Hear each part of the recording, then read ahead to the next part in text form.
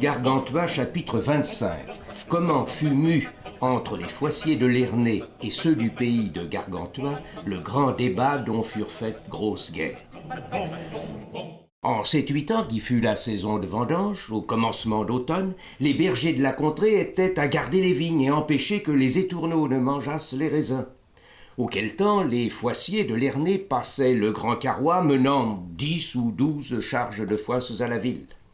Les 10 bergers les requirent courtoisement, leur embailler pour leur argent au prix du marché, car notez que ces viandes célestes manger à déjeuner raisins avec foisses fraîches, mêmement des pinots, des fiers, des muscados, de la bicane, et des foies rares pour ceux qui sont constipés du ventre, car ils les font aller longs comme un vouge, et souvent cuidant pété, ils se conchient, dont sont nommés les cuideurs de vendange. À leur requête ne furent aucunement inclinés les Foissiers, mais que Piset les outragèrent grandement, les appelant trop diteux, brèche-dents, plaisant Rousseau, Gallier, Chianli, Averlan, lime sourde, fainéant, friando, bustarin, talvassier, rien de vaut, rustre, chaland, aplopin, traîne-gaine, gentil, floquet, copieux, landor, dandin, beaujard, gaubrezeux, Teusé, Goglu, Claquedent, Boyer des troncs et autres telles épithètes diffamatoires, ajoutant que point à eux n'appartenait manger de ces belles foisses, mais qu'ils se devaient contenter de gros pains balais et de tourtes. Auquel outrage, un d'entre eux, nommé Frogier, bien honnête homme de sa personne et notable bachelier, répondit doucement « Depuis quand avez-vous princorne qu'êtes tant rogue devenu ?»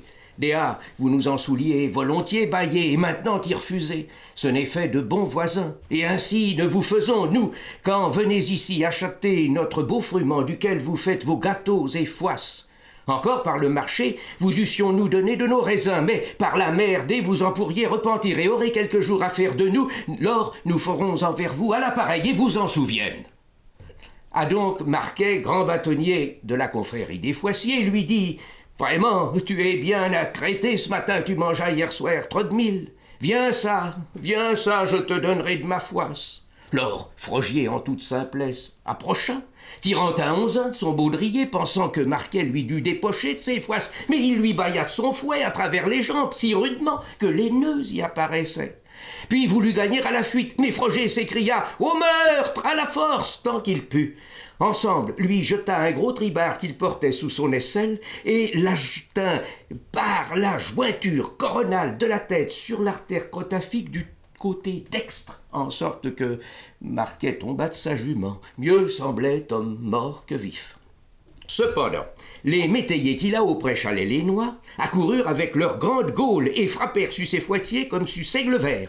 Les autres bergers et bergères, oyant le cri de Frogier, y vinrent aussi avec leurs frondes et brassiers et les suivirent à grands coups de pierre, tant menus qu'il semblait que ce fût grêle. Finalement, les acconçurent et outèrent de leurs foisses 4 ou 5 douzaines. Toutefois, ils les payèrent au prix accoutumé et leur donnèrent 100 de quécasses et 3 panerets de francs aubiers. Puis, les Foissiers aidèrent à monter Marquet, qui était vilainement blessé, et retournèrent à Lernée sans poursuivre le chemin de Parier, menaçant fort et ferme ces bouviers, bergers et métayers de Seuilly et de Ciney. Ce fait, et bergers et bergères firent cher lit avec ses foisses et beaux raisins, et se rigolèrent ensemble au son de la belle bousine, se moquant de ces beaux Foissiers glorieux qui avaient trouvé malencontre faute de cette signée de la bonne main au matin. Et, avec gros raisins chenins, étuvèrent les jambes de Frogier mignonnement, si bien qu'il fut tantôt guéri.